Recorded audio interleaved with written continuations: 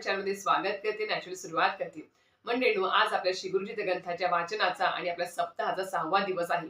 बघता बघता बघा कधी 6 दिवस झाले, उद्या 7वा दिवस, उद्या दत्त जयंती आहे. कारण की उद्या 4 डिसेंबर 2025 गुरुवार आहे, मार्गशीर्ष गुरुवार आहे, पौर्णिमा आहे. आणि सोबतच आपली सगळ्यात आवडती म्हणजेच काय दत्त जयंती, सर्वांसाठीच महत्वाचा तो दिवस आहे दत्त जयंती. ज्यासाठी मागच्या 21 दिवसापासून, 11 दिवसापासून, 7 दिवसापासून विविध प्रकारचे तुम्ही जे काही सेवा करत आहात, त्या सेवेचा उद्या म्हणजे समाप्ती होणार आहे सगळ्या प्रकारची वाचनाची. आणि आपलं जे काही उद्यापन आहे ते आपण नंतर 5 तारखेला शुक्रवारी करायचं आहे. तर अशा प्रकारे आपण ज्या दिवसाची आतुरतेने वाट पाहत होतो दत्त जयंतीची, तो दिवस उद्यावर आणून ठेपलेला आहे. आता मंडळींनो, आपल्यासारखे जे आहेत सेवेकरी दत्त भक्त स्वामी भक्त भरपूर प्रमाणात लाखोच्या संख्येने स्वगृही असेल, केंद्रामध्ये असेल, मठामध्ये असेल, श्री गुरुचरित्र ग्रंथाच्या पारायणाला बसले होते. कोणी यागाला सहभाग दाखवला, कोणी प्रहर सेवेमध्ये सहभाग दाखवला, कोणी तिन्ही सेवा केल्या, कोणी श्री स्वामी चरित्र सारामृताचे मागच्या 21 दिवसापासून, 11 दिवसापासून, 7 दिवसापासून त्याचे पाठ केलेले आहेत. खूप नामस्मरण असेल, इतर सेवा असेल, संक्षिप्त श्री गुरुचरित्र असेल, सप्तशती गुरुचरित्र असेल, सगळ्या गोष्टी तुम्ही वाचन करत आहात, तारक मंत्राचं पठण करत आहात. खूप काही सेवा तुम्ही आता चालू केल्या आहेत. पण असेही काही व्यक्ती आहेत ज्यांना या मागच्या 21 दिवसात, 11 दिवसात किंवा या सप्ताहाच्या 7 दिवसामध्ये कुठली सेवा जमलेली नाही.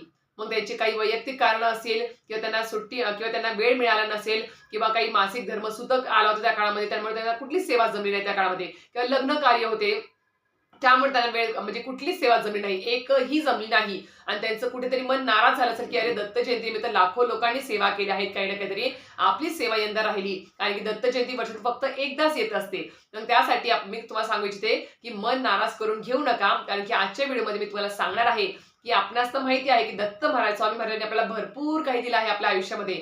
जेव्हापासून आपण त्यांना गुरु मानला आहे, त्यांची सेवा करतो आहे, पारायण करतो आहे, तेव्हापासून त्यांनी आपल्याला कुठेच काही सुद्धा कमी पडू दिलेलं नाही. आपण जे मागितलं त्याच्यापेक्षा जास्त पटीने त्यांनी आपल्याला दिलेलं आहे. मग त्याचीच परतफेड म्हणून किंवा कृतज्ञता म्हणून उद्याच्या दिवस ते दत्त जयंती दिवस तरी त्यांच्याकडून काही सुद्धा मागू नका. दत्त महाराजांकडून स्वामी काही सुद्धा मागू नका.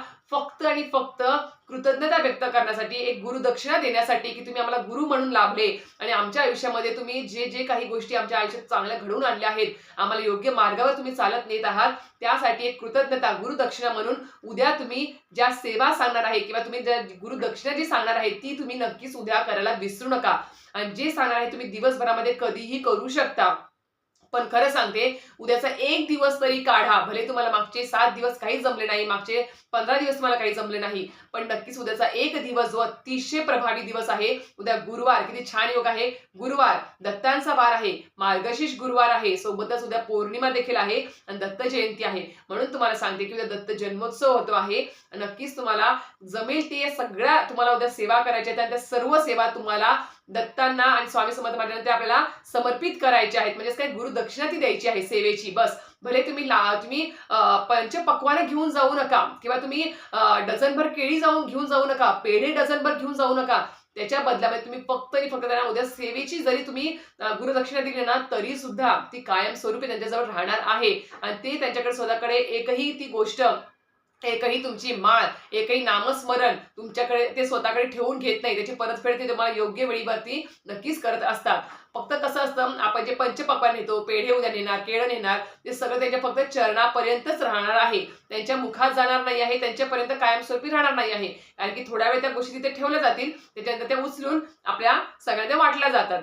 पण तुम्ही जी काही उद्या सेवा करताल, जे काही नामस्मरण करताल, छोटी मोठी काही सुद्धा करताल, स्तोत्र पठण करताल, ते सगळं काही त्यांच्यापर्यंत कायमस्वरूपी राहणार आहे. आणि नक्कीच तिची परतफेड स्वामी महाराज दत्त महाराज आपल्याला आपल्या संकट काळामध्ये नक्कीच आपल्याला ते परतफेड दुपटी तिपटीने जास्त करत असतात.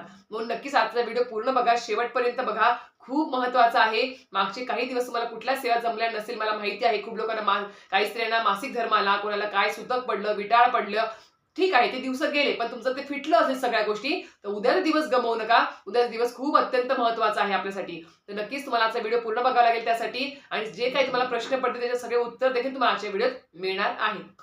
तर मंडळींनो, आपलं सांगायला खूप छान वाटतं की आता उद्या आपल्या पारायणाचा म्हणजे वाचनाचा उद्या समाप्तीचा दिवस असणार आहे. दत्त जयंती आहे उद्या. आणि मी खूप जणांचे प्रश्न येतात की ताई उद्यापन कधी करायचं आहे. आता मी एक सांगते, ज्यांनी 28 तारखेला आपलं पारायण सप्ताह सुरू झाला होता, ज्यांचं एक दिवस आधीच त्यांचं पारायण त्यांनी 27 ला सुरू केलं आहे, त्यांचं आज 7व्या दिवशी आज 7वा दिवस येतो आणि आज समाप्ती त्यांची होते. त्यांना शक्य असेल त्यांनी आजच उद्यापन करा. उद्या उद्यापन करता येत नाही. कुठल्याच सेवेचं उद्या 4 तारखेला उद्यापन करता येत नाही. कारण की उद्या दत्त जयंतीनिमित्त किंवा दत्त जन्मोत्सवानिमित्त सर्वांना उपवास असतो. त्याच्यामुळे सांगते की उपवासाच्या दिवशी उद्यापन करता येत नाही. अन्नाचं नैवेद्य दाखवता येत नाही. म्हणून तुम्हाला जर उद्यापन करायचं असेल आजच्या समाप्तीचं किंवा उद्या समाप्तीचं ते तुम्हाला 5 डिसेंबरला शुक्रवारीच करता येणार आहे. हे तुम्हाला सुरुवातीलाच मी सांगते. सगळ्या खूप लोकांची कमेंट्स येतात म्हणून सांगितलं. आता मंडळीनो, दत्तात्रय महाराजांचा जो जन्मोत्सव आहे तो आपल्यास माहिती आहे की मार्गशीर्ष महिन्यातल्या पौर्णिमा या दिवशी हा साजरा होत असतो. दुपारी ठीक 12:39 सर्व केंद्रांमध्ये मठामध्ये दत्त जन्मोत्सवाचा एक अध्याय गुरुचरित्रातला वाचला जातो. 4था अध्याय तो वाचल्यानंतर मोठमोठ्याने जय जयकार होतो. अवधूत चिंतन श्री गुरुदेव दत्त, अवधूत चिंतन श्री गुरुदेव दत्त, अवधूत चिंतन श्री गुरुदेव दत्त. 3 वेळ जय जयकार झाला की त्यांचा जन्मोत्सव हा साजरा होतो. आरती केली जातो. महाप्रसाद तिथे वाटला जात असतो. आणि उद्या सर्व केंद्रामध्ये उपवासाचेच महाप्रसाद वाटले जाणार आहेत आणि परवाच फक्त अन्नाचा महाप्रसाद वाटला जाणार आहे. हे पण लक्षात ठेवा. ज्यांना कोणाला उद्या अन्नदान करायचं आहे नक्कीच करा, आवर्जून करा. उद्या असेल किंवा परवा असेल आपल्या केंद्रामध्ये मठामध्ये चौकशी करा आणि तिथे नक्कीच त्याच्यामध्ये सहभाग घ्या. अन्नदानासारखं श्रेष्ठदान कुठलंच नाही. नक्कीच करा. ते पण करा, उद्या विसरू नका. तर मंडळीनो, आपल्यास माहिती आहे की दत्तात्रेय महाराज म्हणजे दत्त महाराज जे आहेत त्यांचं स्वरूप काय आहे किंवा त्यांचा जन्म त्यांचे आई वडील कोण होते आपल्यास माहिती असेल. ज्यांनी गुरुचरित्र वाचलं आहे त्यांना तर माहिती आहे, पण तरी सुद्धा सांगते. श्री अत्री ऋषी जे होते आणि अनुसया माता जी होती त्यांचे पुत्र म्हणून हे दत्तात्रेय महाराज मानले जात होते. आणि सोबतच दत्तात्रेय महाराजांचं जे काही स्वरूप आहे ते कसं आहे तर त्यांचं जे ब्रह्मा विष्णू महेश यांचं एकत्रित स्वरूप ते मांडले गेलेले आहेत. म्हणजेच काय, त्यांचं जे काही तुम्ही देह पाहिला तर तुम्ही तुमचा फोटो पाहिलाच असेल तुम्ही, तर त्यांना 3 मुख आहेत, 6 हात आहेत, 4 श्वान आहेत जे आजूबाजूला बसलेले असतात आणि सोबतच एक कामधेनू गाई सुद्धा त्यांच्या आजूबाजूला तिथे बसलेली असते. अशा प्रकारचं त्यांचं एक दिव्य असं म्हणजे ऊर्जा असणारं असं एक स्वरूप त्यांचं आपल्याला बघायला मिळत असतं. आणि सोबतच मला सांगू इच्छिते, दत्तात्रेय महाराजांचे सगळ्यात पहिले गुरु आपले हिंदू धर्मातले दत्तात्रेय महाराज होते. आणि सोबतच बघायला गेलं तर दत्तात्रेय महाराजांचे 16 अवतार आहेत सूक्ष्म स्वरूपातले बघायला गेलं तर. आणि सगळ्यात महत्वाचे ते 2 अवतार कोणते तर सगळ्यात महत्वाचा पहिला अवतार तो श्रीपाद श्री वल्लभ हे त्यांचा पहिला अवतार. त्यानंतर श्री नृसिंह सरस्वती महाराज हे त्यांचे दुसरे अवतार आणि तिसरे जे आहेत आपले श्री स्वामी समर्थ महाराज. अशा प्रकारे हे 3 प्रमुख आपले दत्त महाराजांचे अवतार आहेत. म्हणून स्वामी समर्थ महाराज दत्त महाराज काही वेगळे नाही आहेत. मग तुम्ही स्वामींची सेवा उद्या करा किंवा दत्तांची करा, ती सगळी काही एकत्रित त्यांच्या जवळ जाणार आहे. मग आता मंडळींनो, तुम्हाला ह्या गोष्टी कळायला असतीलच. आता सर्वप्रथम मी तुम्हाला एक गोष्ट सांगते, ज्यांची कोणाला म्हणजे जे कोणी सेवेकरी आहेत ते प्रत्येक महिन्याच्या पौर्णिमेला नक्की सत्यनारायण पूजन करतात. आणि उद्या मार्गशीर्ष गुरुवार आहे, उद्या पौर्णिमा आहे, त्याच्यामुळे उद्या आपल्याला सत्यनारायण पूजन कधी करायचं आहे ते पण तुम्हाला प्रश्न पडला असेल ते तुम्हाला सांगते. उद्या तुम्हाला सत्यनारायण पूजन जे आहे ते तुम्हाला आता बघा उद्या गुरुवार आहे 4 डिसेंबर. उद्या सकाळी 8:38 पौर्णिमा तिथे सुरू होणार आहे आणि 5 डिसेंबरला शुक्रवारी पहाटे 4:44 पौर्णिमा तिथे समाप्त होणार आहे. त्यामुळे उद्या दिवसभरामध्ये जमलंच तर उद्या प्रदोष काळामध्ये आवर्जून तुम्ही सत्यनारायण पूजन करू शकता. हे पण तुम्हाला एक सुरुवातीला सांगते. आता येऊया मेन मुद्द्यावरती. तर उद्या आपल्याला सांगू इच्छिते की उद्या दत्तात्रेय जयंती आहे किंवा दत्त महाराजांचा जन्मोत्सव उद्या साजरा होणार आहे. तर उद्या नक्की सांगते आपल्या सगळ्या घरामध्ये ज्यांच्या घरामध्ये पारायणाचे वाचन चालू आहे ते तर सकाळी लवकर उठणारच आहे, शुचिर्भूत होणार आहेत. केंद्रामध्ये सुद्धा उद्या लवकर वाचन पूर्ण केले जातं. ते केल्यानंतर उद्या आपल्याला पोथी वगैरे पूजा उचलायची नाही आहे, ते आपल्याला 5 डिसेंबरला उद्यापन झाल्यावरतीच ते उचलायचं आहे. आता उद्या सकाळी लवकर उठा, शुचिर्भूत व्हा, कारण की खूप मोठा दिवस आहे. उद्या मार्गशीर्ष गुरुवार पण आहे, दत्तात्रय जयंती आहे. तर काय करायचं आहे, उद्या आपलं घर पूर्णपणे स्वच्छ करायचं आहे. आपल्याला लवकर उठून सकाळी पहाटे लवकर उठायचं आहे, जेणेकरून सर्व सेवा आपल्या पार पडतील. केंद्रामध्ये मठामध्ये सुद्धा आपल्याला जायला मिळेल. सगळ्या गोष्टी आपल्याला करायच्या आहेत. उद्या दिवसभरामध्ये सत्यनारायण पूजन करायचं आहे, मार्गशीर्ष गुरुवारची पूजा देखील करायची आहे. सगळ्या खूप उद्या सेवा आहेत आपल्यासाठी, अक्षरशः धावपळ होणार आहे सगळी. तर उद्या लवकर उठायचं आहे. शुचिर्भूत झाल्यानंतर आपला घर जो आहे ते पूर्ण स्वच्छ करायचं आहे. आणि उद्या स्वच्छ केल्यानंतर उद्या आपला जो काही उंबरा आहे त्याच्यावर हळदीचं लेपन करायला विसरू नका.